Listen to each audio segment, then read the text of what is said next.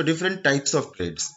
Trades are there are various types. Means trade can be classified into further subdivisions, and that is based on two broad classifications, two broad bases on which trade can be classified. First is based on volume, and second is based on geographical boundary. So what is based on volume? Volume means the bulk or the amount or the quantity of product which has been uh, traded, right?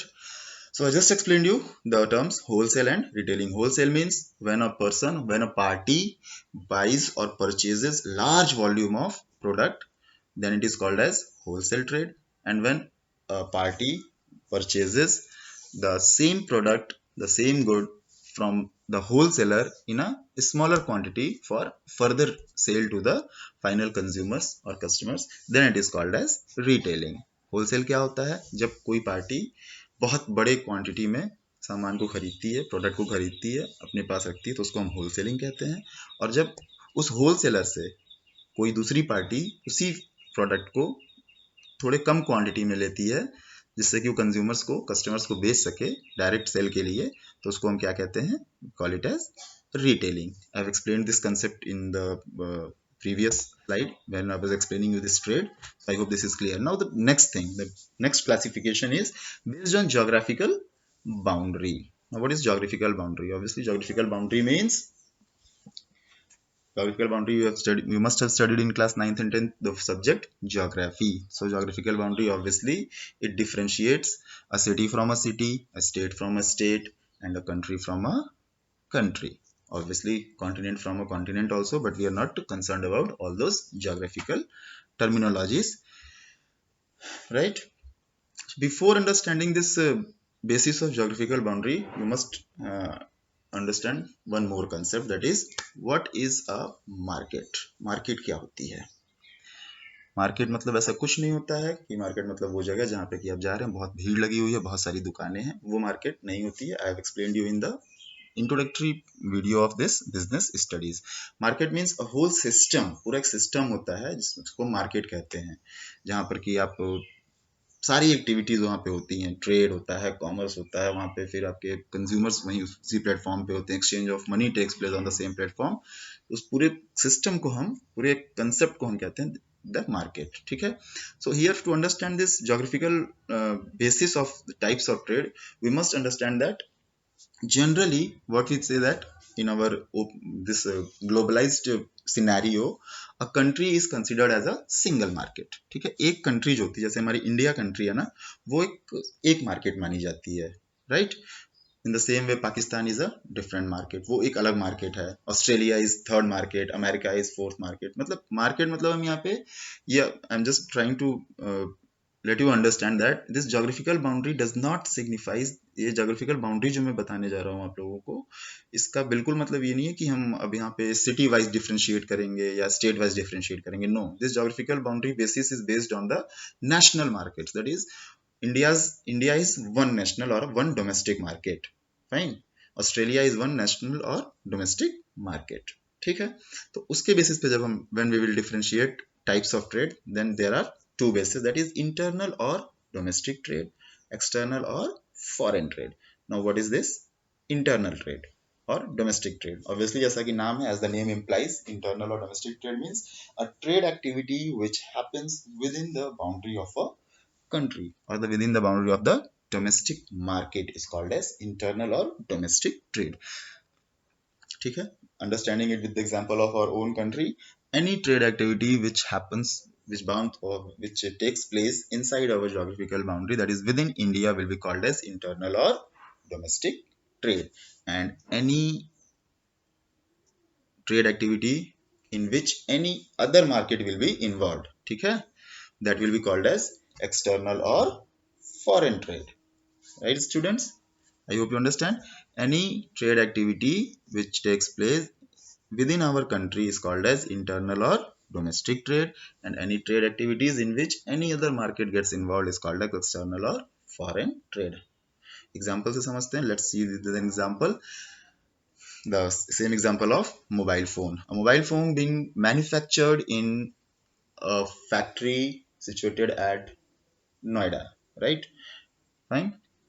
वहां से वो आपके UP के किसी भी part में, whether it is being holes, whether wholesaler is involve in that trade or a retailer is involved in that trade, right? Not only in Uttar Pradesh, let it be Kerala or Arunachal Pradesh or Gujarat or Jammu and Kashmir, all the four extremities of our country, still that will be considered as internal or domestic trade, right? And the same example, if a mobile phone is being manufactured in that same factory, that is Noida की factory में, and if that goes to the market of Sri Lanka, if that goes to market of Australia, if that goes to market of South Korea, then that will be external or foreign trade, right? Now here is one more thing which you must understand. This external and foreign trade is also further classified in export and import. What are the two words? Export and import. You must have heard these two words: export, import, import, export. The one collective word for this whole thing is EXIM, EXIM, that is export, import, business. What is export and what is import? If we talk with the perspective of our country, that is our market India, any product when it is being sent to a foreign market, जब भी कोई product हमारे India में बनता है और वो further किसी फॉरेन मार्केट में जाता है, say it for example in Sri Lanka, then we are exporting that thing to Sri Lanka. Is it clear?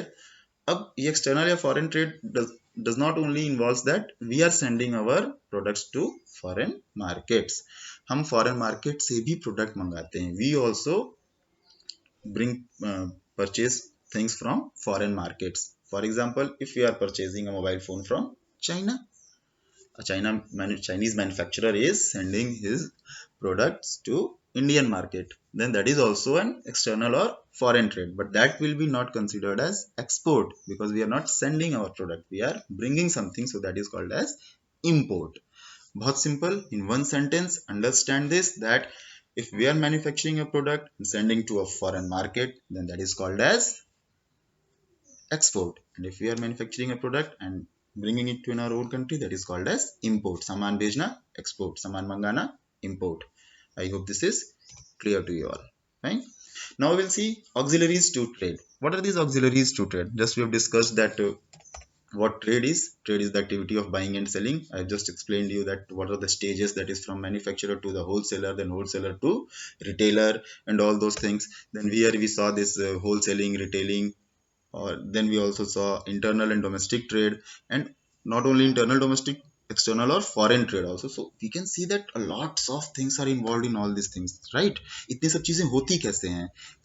Product is being manufactured somewhere else, whether in Noida or in China, and product is coming to Uttar Pradesh, Kerala, Arunachal Pradesh.